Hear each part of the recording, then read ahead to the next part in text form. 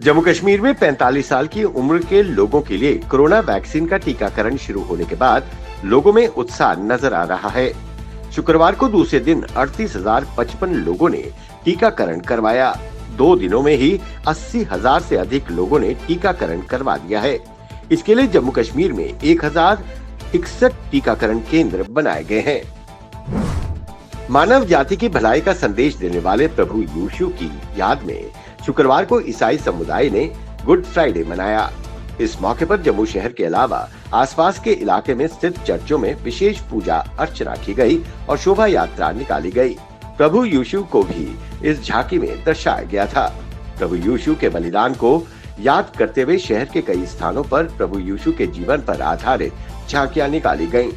ये शोभा यात्रा Regency road से होते हुए शहर के मुख्य बाजारों से होती हुई वापस रेजेंसी रोड चर्च में समाप्त हुई।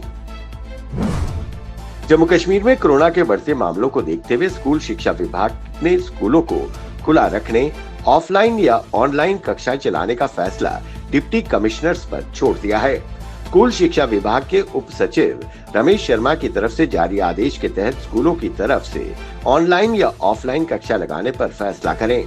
विद्यार्थियों की सुरक्षा का ख्याल रखा जाए।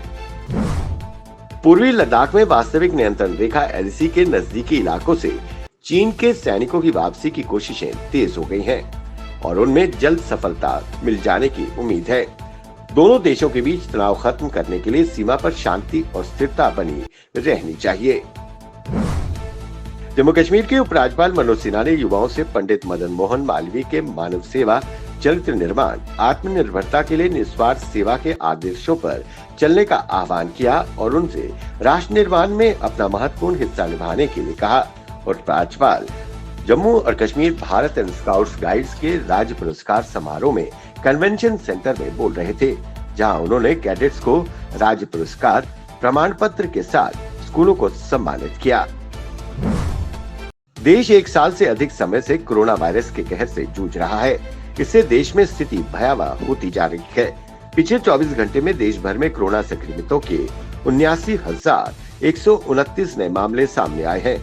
इस दौरान 714 लोगों की मौत हो गई।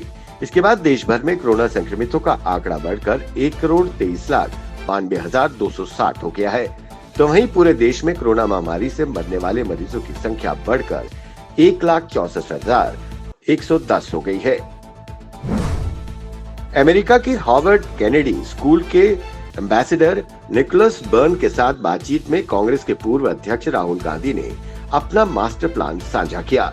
स्कूली छात्रों से संवाद के दौरान राहुल गांधी ने कहा कि अगर वो प्रधानमंत्री होते वो जॉब क्रिएशन पर ज्यादा फोकस करते बजाय विकास दर ग्रोथ के।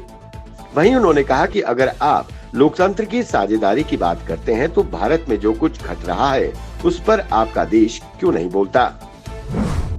पश्चिम बंगाल में इस बार किसकी सरकार बनेगी इसका पता तो 2 मई को ही चलेगा।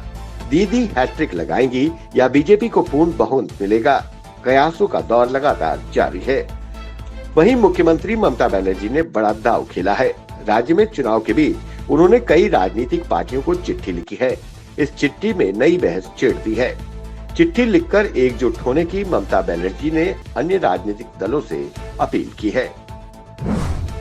अमरनाथ यात्रा के लिए शुक्रवार से एडवांस रजिस्ट्रेशन का कार्य शुरू हो गया। संबंधित बैंकों की निर्धारित शाखाओं में ऑफलाइन तरीके से पंजीकरण करवाने के लिए श्रद्धालु पहुंचे और भारी उत्साह के साथ रजिस्ट्रेशन करवाया। रजिस्ट्रेशन 3 बैंकों की 446 शाखाओं में किया जा रहा है। इसमें पंजाब नेशनल बैंक की 316, जम्मू कश्मीर बैंक की 90 और यस बैंक की 40 शाखाएं शामिल हैं।